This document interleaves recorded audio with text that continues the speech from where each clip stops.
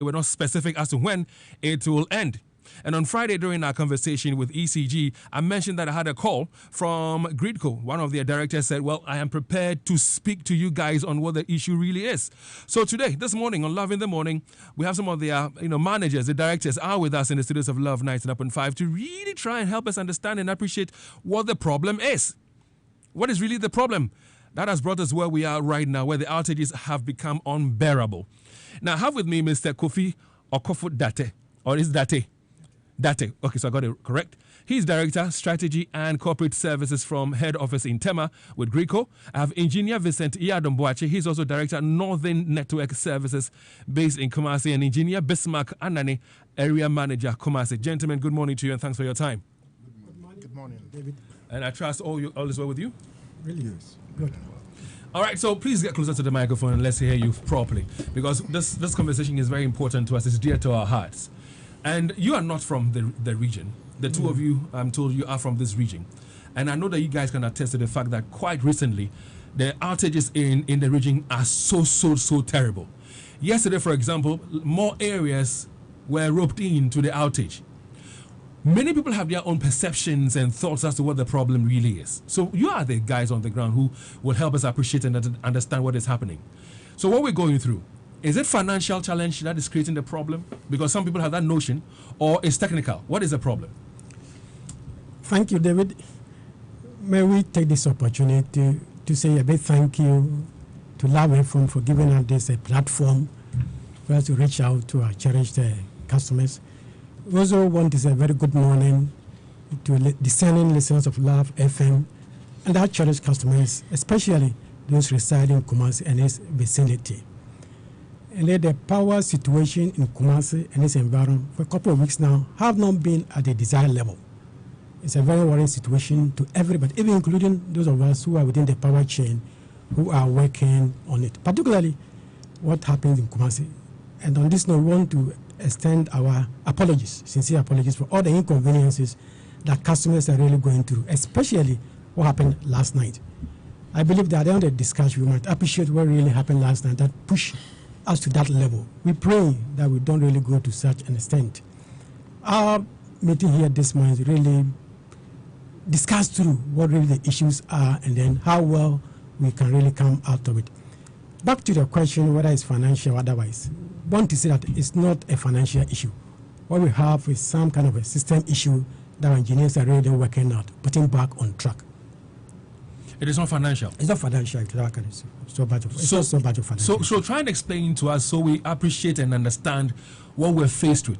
What is it? Well, that one we defer to the Mr. Boache. Yes.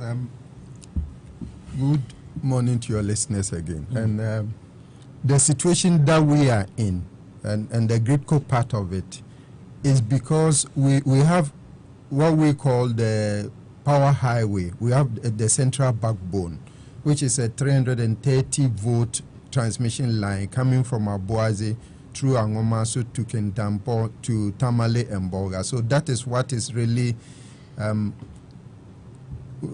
making us be able to send big power to the center of the country and up north. But a communication tower, which was about 100 meters away from our tower near Bogoso, fell on our transmission line, and 3 of our towers were damaged. One of it, some members of the tower. 2 of the towers broke completely, but one, even the foundation was damaged. So what happened is that the power that is coming from Aboise, which is supporting us to be able to send power to northern Ghana and to the central part of Ghana, we are not able to send that power now. So now we are getting power from the other smaller lines, which are at 161,000 volts. Some of these lines are coming from Konongo, some are from Nkoko. So they are connected to Akosomo and also to Aboise. In our electricity chain, we have those that give us the fuel, we have the generators, we are the transmitter, and we have the distribution companies. When we have a situation where the transmission line is, the main line is not available, our analysis have shown that during the evening there may be the needs for some load management, which we estimated to be minimal during the evening between like 5 to about 11 p.m. where we have the peak load, that there should be some minimal amount of load shedding. But when there are challenges in the supply chain, it could be from gas, it could be from generation, it could be from even the distribution. The amount of load shedding that we expected could be a little bit more like it was yesterday night. Because yesterday night's issue is that because of the situation, Kumasi is being supplied from the west, Abuazi, and from Akosombo. If all the supply is coming from Akosombo, the situation becomes worse because the few lines that are bringing the power from Akosombo, they may get overloaded. So we may need to even manage more load to be able to sustain the system. We expect some amount of generation from Abuazi. But generators also in Abuazi had some challenges that we expected to be resolved by yesterday evening. Unfortunately, they were not. So the system control realized that no, some of these lines will go off and worsen the situation. So that is why yesterday evening some more power had to be shed in Kumasi. But we expect that this particular situation, hopefully today and tomorrow, will be resolved so that we go back to the small amount of power that may have to be shared in Kumasi to sustain the system. How much is that one? That small amount you talk about, how much is that? I expect that between maybe 10 and 30 megawatt in the evening should be 10 enough. and 30? Yes. The total load in Kumasi is between 350, 400 megawatts. Yes. We expect that about 10% of this load maximum, if there are no other challenges in the system. But if you're talking about 10%, how come with the 90% that is available, large areas also still, go through darkness during peak hours? That is what I'm saying. That, but it's only 10%. With only the transmission line, we expect that about 10%. Yesterday, no, I'm not talking about yesterday. Yesterday, you would say that was a special case, but I'm talking about days before yesterday. Large areas go off and people are complaining bitterly about it. And if you're saying that we're only supposed to shed 10 to 30 megawatts of power out of the almost 350 megawatts of power, 10 to 30 should not, affect many areas the way it is. So what is the problem? Any problem in the supply chain could aggravate the situation. And usually, when whether it's a gas problem, I expect that Ghana Gas will talk about it. If it's a generation problem, because we are the system operators, and in this alert situation, we expect that about 500 megawatt of power will be generated in Abuazi.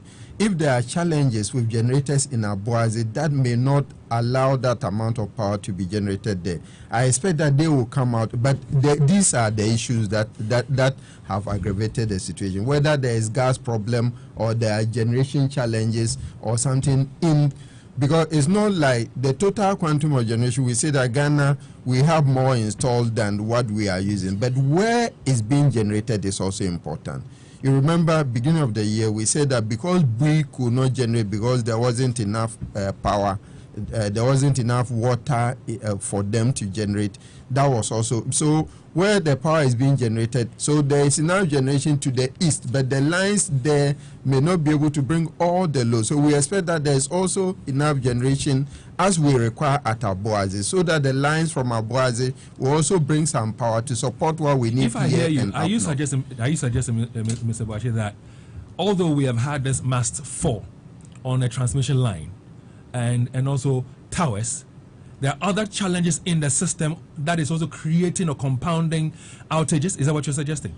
Yes, they come, but ours is what is because of the extent of the damage. So ours is taking a little more time. There are other challenges that we expect that maximum maybe 3, 4, 5 days they will be resolved. So they come and go. And from the 9th of November, we've had some of these challenges coming in. Ghana Gas said that they did the maintenance and they had challenges bringing the equipment back. the other generation problems, because in Abuaze especially, there should be enough generation there so that we don't overload the lines to the east. These outages, is it only peculiar to Ashanti region, Greater Kumasi, or other regions are also facing same? The situation is worse in Ashanti, and the reason is that we said between 360 400 megawatts of power being supplied in the Greater Kumasi area alone, and Kumasi is the farthest away from generation. So it means that in our system, if you looked at the voltages at all the places, you will see that under a situation like this, the voltage in Kumasi is worse.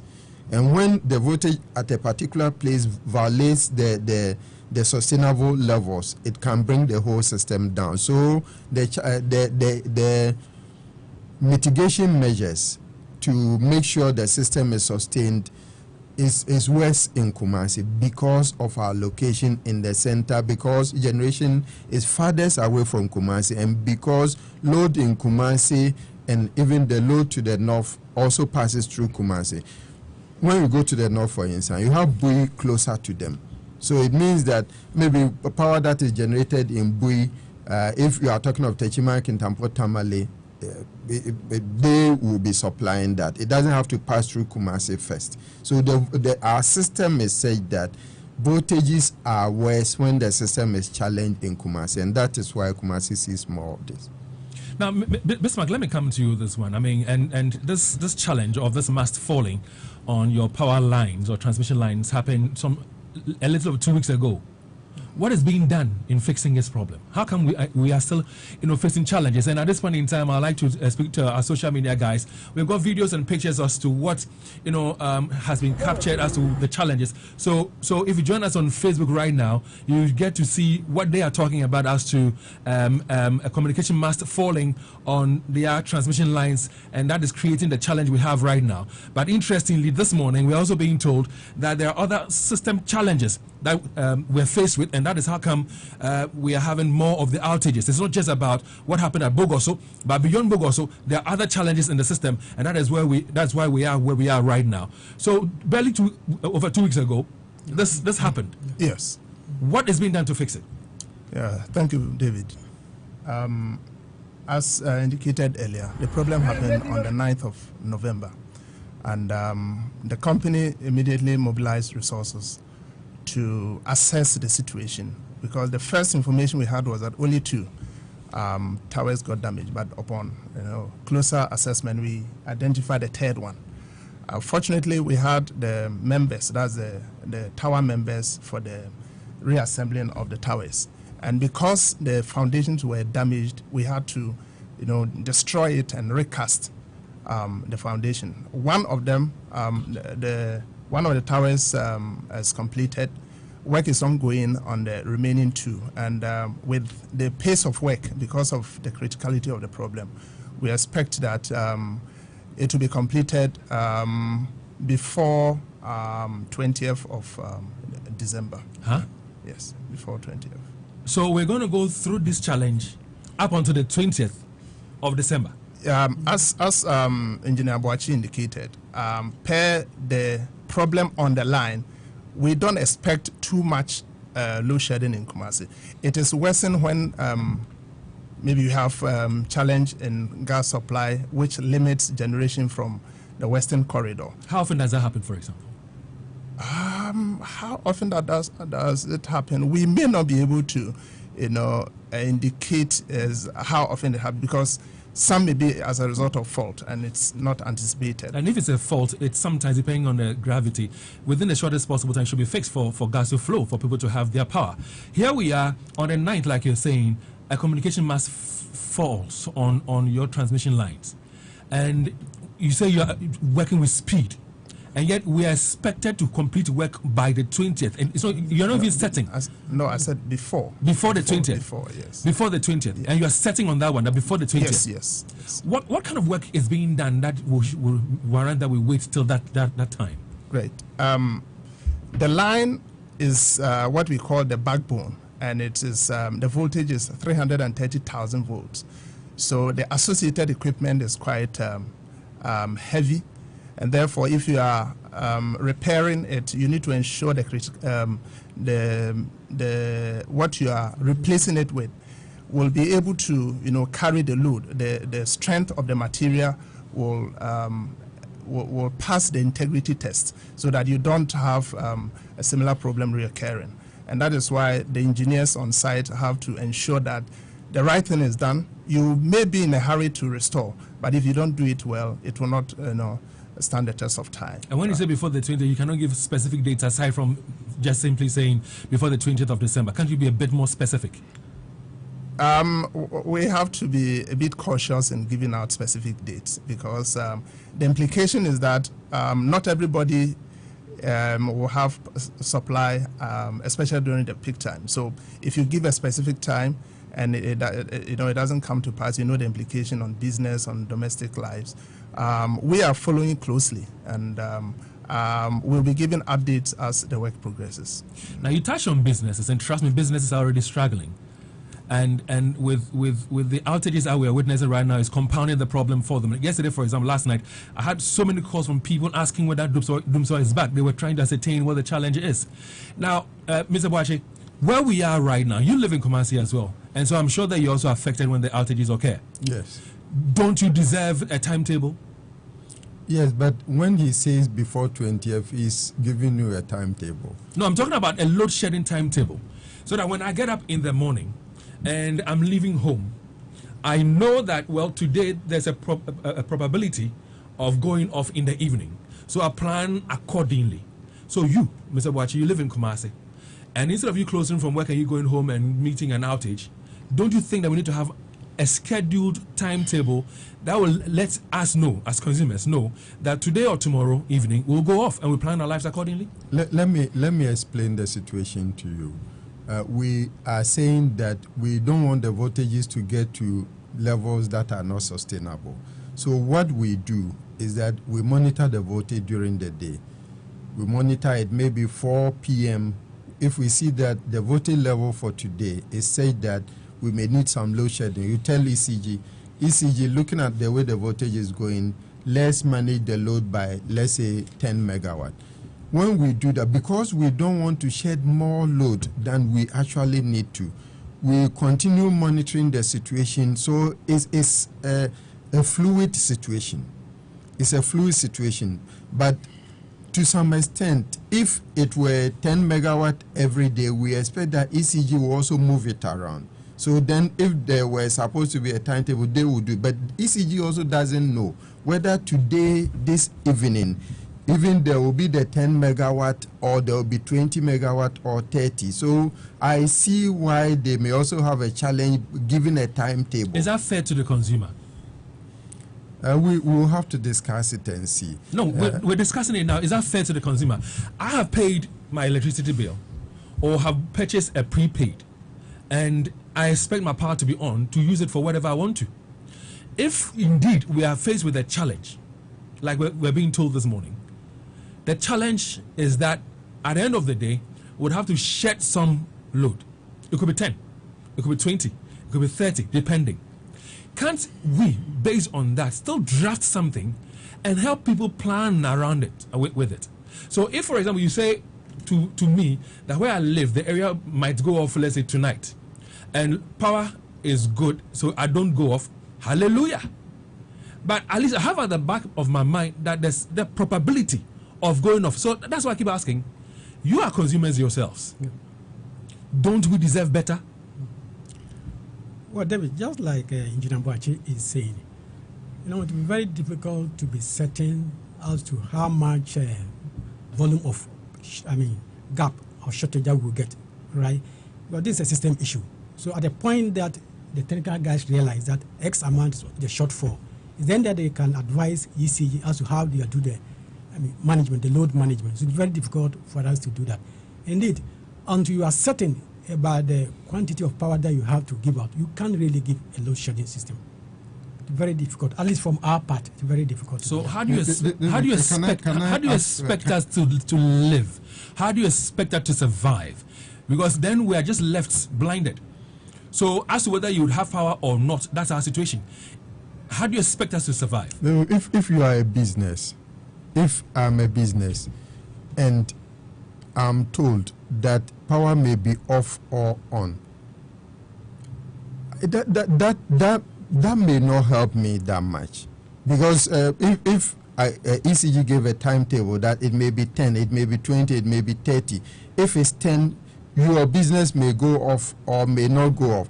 You might still not be able to tell your people stay because power may come or not. But at least if we work with an average of knockoff, and like I'm saying, if we are working with that average, that listen, these areas might go off today or would go off the next day, and we are working with an average percentage of power cut, then if I don't go off, I will be fine.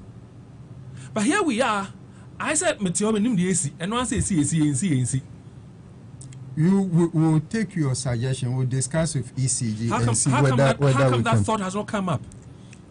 No, the reason that thought has not come up is what I explained to you. That because we are not very sure about the quantum, we felt that yes, during peak we know that some places may go off, but we don't know which places may go off. So it might not be very good coming out with a timetable that businesses may not be able to plan around, because saying that there is a probability that it will go off or not go off, you cannot keep your people there. But we'll discuss with ECG. How soon? Oh, we'll meet ECG today. We'll discuss. So we get some response from you today? Actually, you know that it's ECG. If there is even supposed to be a timetable, it's ECG that will. So we'll discuss with them with your suggestion, and then we'll see. But the response may have to come from them, not from us. Because if I have to pay school fees for my child, and I don't have the full fees available, I can just tell my child, listen, let's see if tomorrow I'll get the money. If I don't get the full money, I give the half. If I get the full money, I pay in full. So in that same regard, it's a win-win situation. But here, it's like, and people have their appliances getting damaged. One of the ladies called MFA called yesterday. She had to go buy a new refrigerator at 4,000 Ghana cedis. And sometimes even with the outages, the power doesn't stay. I said disco lights, no voltage, no high. So it is a big challenge. And people have raised concerns. Even if you want to put it off, why don't you put it off till you are sure that the problem has been rectified? Rather than I say I saw na ayabobo na as I high.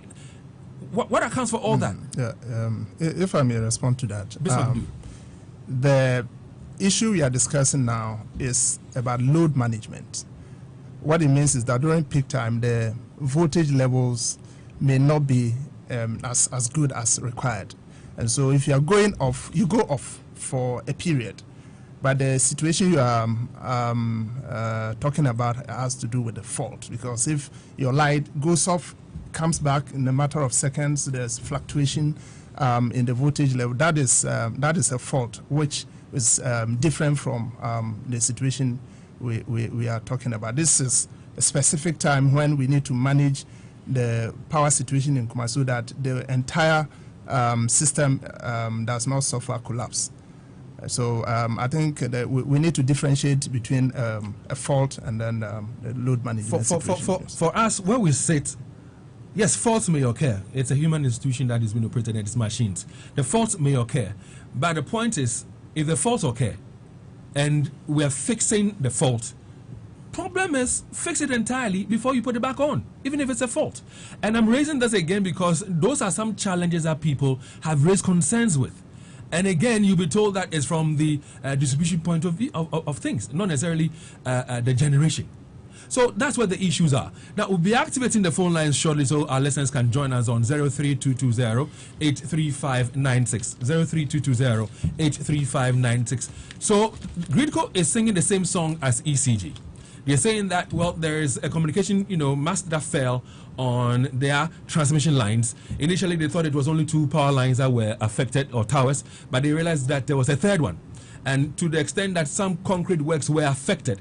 And that is how come the situation is as it is right now. Now, with all that is happening, we are all Ghanaians, and we are not comfortable with the situation we find ourselves in.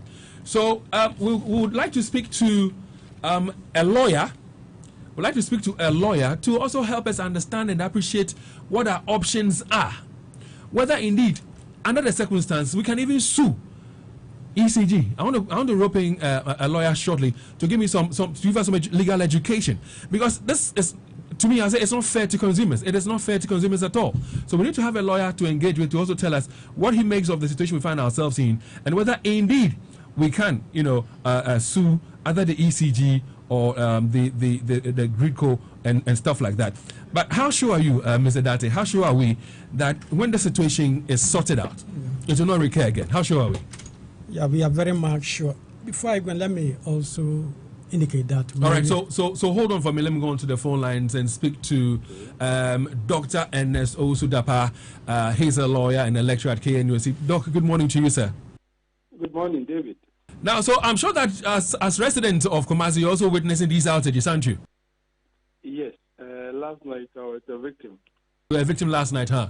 Yeah. Now, all Ghanaians, or the people in Greater Kumasi are asking for is, well, if you're saying that there's a damage to your equipment, fix them, but give us a timetable. We keep hearing from ECG, and we just heard from Gridco this morning, that is not possible. Meanwhile, they have a rough idea as to how many, power we would be shedding at a given time.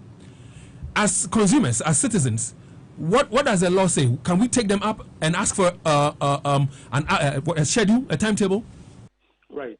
Thank you very much, David, and good morning to all your listeners. When it comes to public utility providers, it is a very contested issue. First of all, at common law, you can have a cause of action. That is, you can sue them where the power outages, for example, have caused damages to your facilities and so on.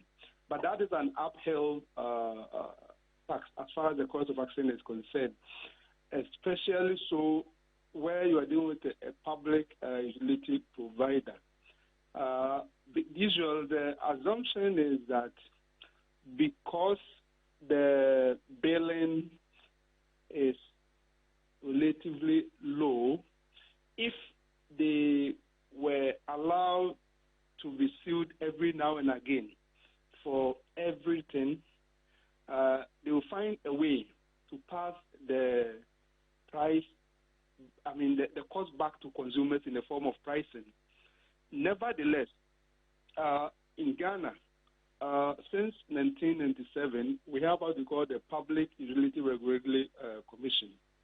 And the Public Utility Regulatory Commission, part of their mandate is actually to go into consumer complaints against some of these unacceptable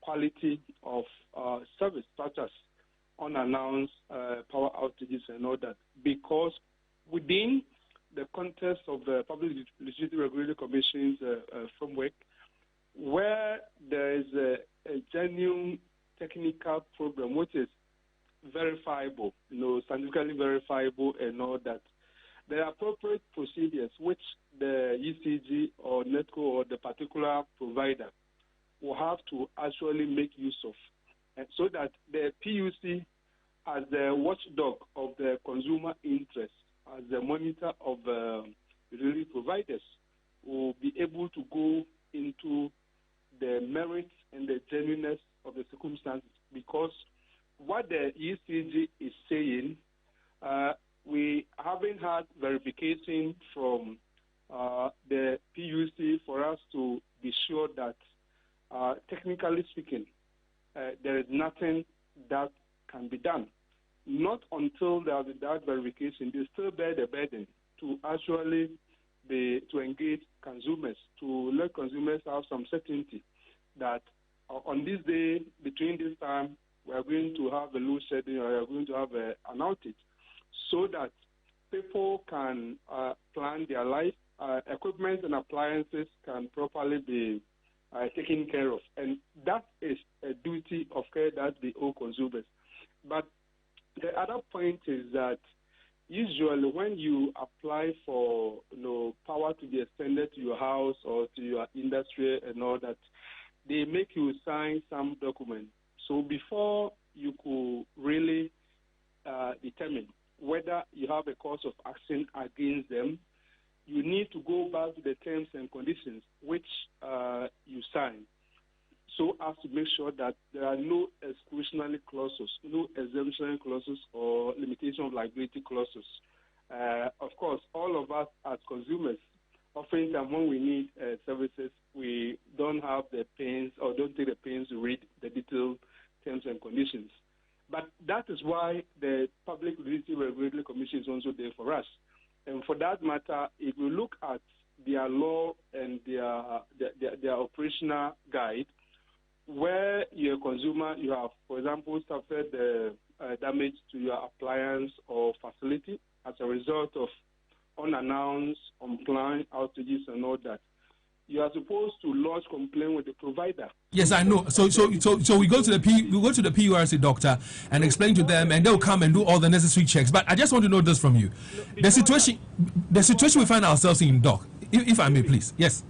Before you go to the PURC, you are supposed to go to the provider first. So you must keep the evidence. Okay. For example, you must keep the evidence and then take it to the ECG and make sure that you preserve the evidence, because ultimately, if you go to court, it will be a matter of evidence. Okay. For me, my concern actually, and the concern of many, is for us to be able to manage and plan our lives. And so we just want them to, under whatever circumstance, give us a timetable. Do you think that we can push for that?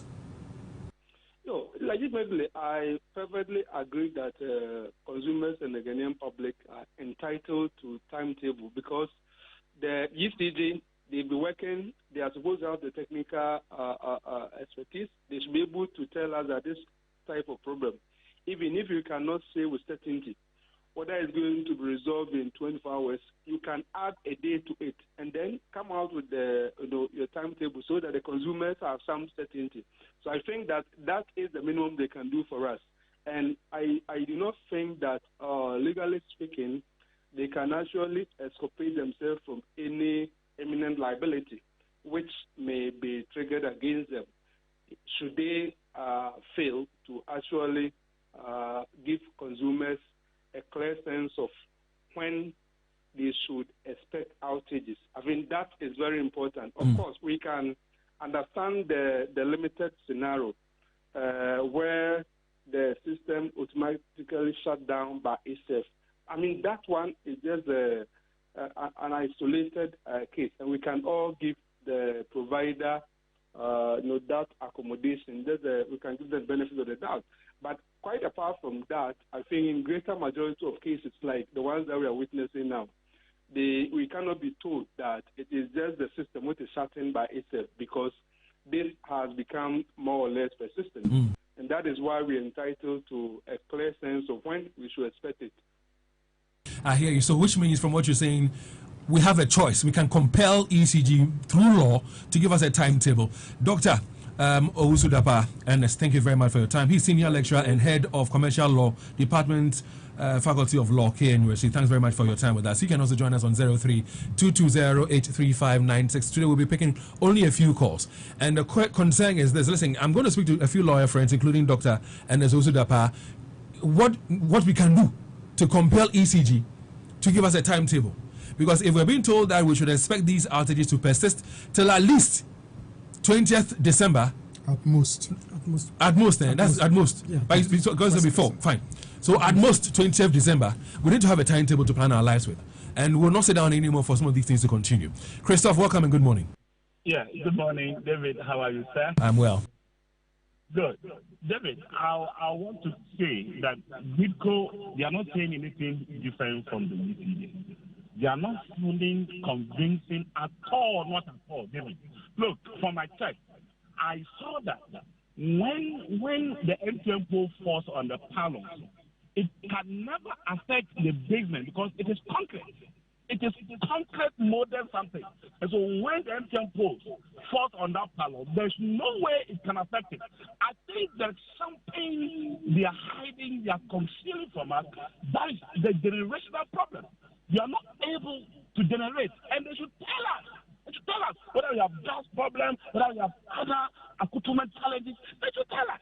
They're not telling us. Look, for you to tell me, the lawyer, to say that when we sue UCD, they will pass on the cost to us.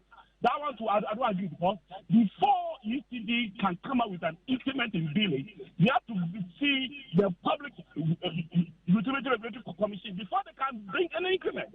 And so they shouldn't stop people from testing the system. What is going on? It is something annoying. It is something we have to talk about. It is becoming.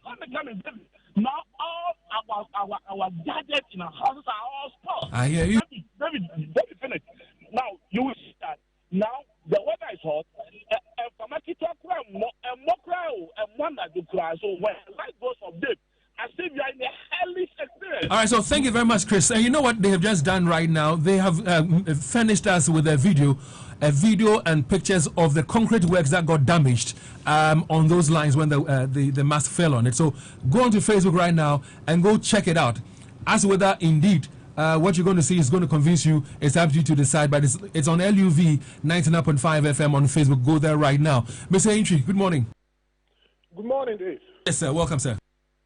Dave, ask your resource person that we want to see a video of that mast that fell on whatever. Like I said, they've sent us a video now. Join us on Facebook in the next minute or two and see it for yourself. Okay, because we heard this format before. The last time we heard this format, it was about a ship. Next thing 4 years later, we were in Doomshaw for 4 years. A ship. That's how it started. So we want to see. Mr. Entry, thanks for joining us with your call. Let's speak to Yao. Good morning. Master, good morning. Yes, sir. Welcome. I'm very grateful to be called to have the opportunity. But I don't think the lawyer helped us. You are a lawyer. You already have all the knowledge in the area. We are asking you, is this case you have all? Simple yes or no. Going into the nitty-gritty of it and then be bringing this and that. Or at the end of the day, you didn't even tell us whether it is suable or not. Same display is this meant at the UV. Is a thing going to be suggested that table? Say yes, say no. We can do 10 megawatts, 20 megawatts. What is the need of these megawatts quantity to consumer? Tell us. Commodity is like this. Total consumption is this. Because of this, it will reduce to this. And for that matter, I will share at least 80%, 70% of the population or the consumers. Okay. You can do this simple calculation. Then people sit there and display this kind of blackness.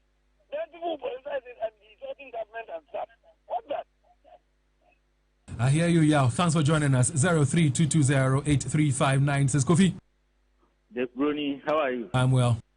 I told you last week that Mr. Chebedu, the ECG PRO, was not the right person to answer questions that are made for Greco. You see, all that the Greco people have told us this morning are lies and throw. Based on what? Based on what are you saying this? They told us that there are two machines or two wine has been destroyed by the antenna from the telecom. 2. Now they are telling us 3.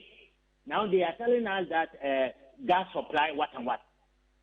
Do they want us to believe them?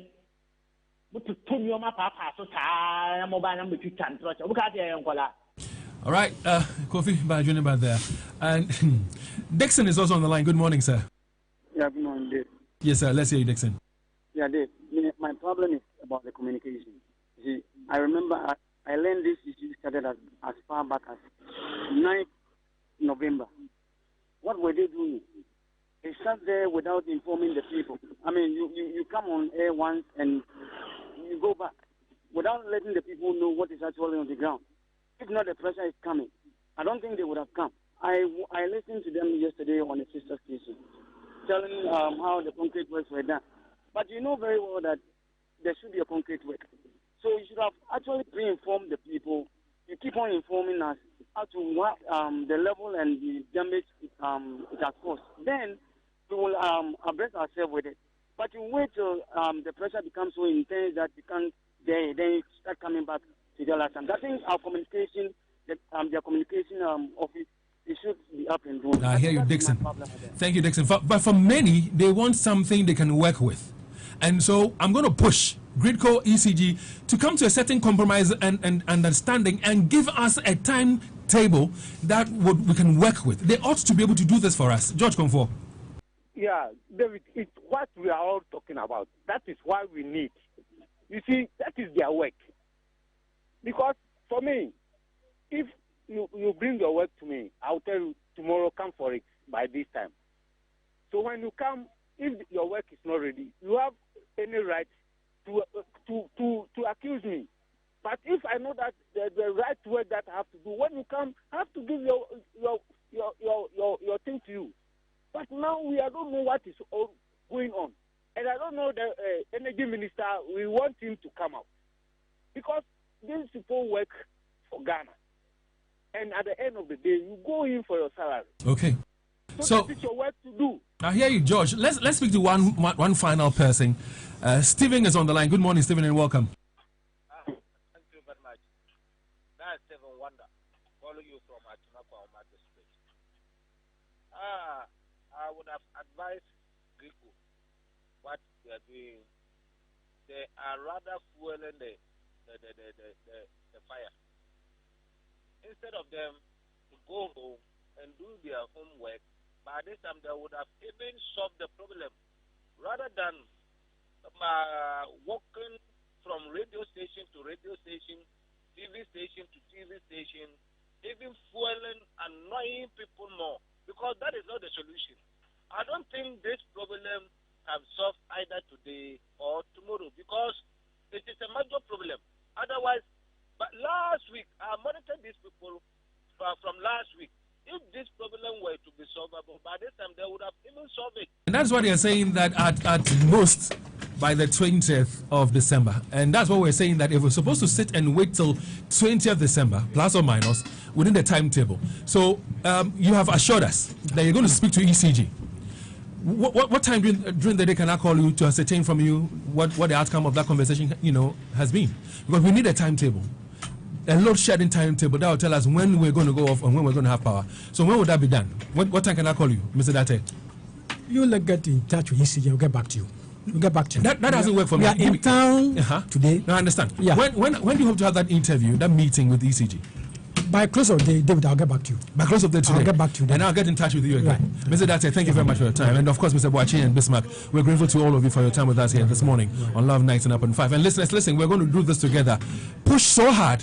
No matter what the situation is on the ground, we need a load shedding timetable that would enable us plan our lives around it. So thank you very much, gentlemen, for being with us. God bless you. Thank you, David.